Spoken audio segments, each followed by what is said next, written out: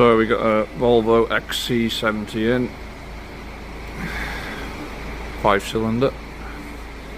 Customer says there's a grinding noise from this rear, driver's side rear. Let's check it out. So the outer disc looks alright. Pad is pretty low on there. So first things first, plug the computer in and rewind the rear calipers. So it's automatically recognised the car. So you want to go in the parking brake module,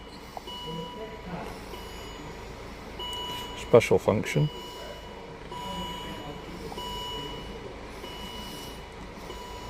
Parking brake service position, continue, continue, maintenance mode,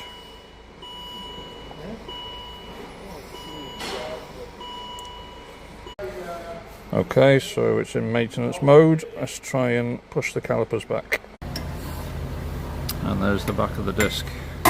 And there's the inner brake pad that caused all the damage. Brand new rear discs and pads fitted. Lovely.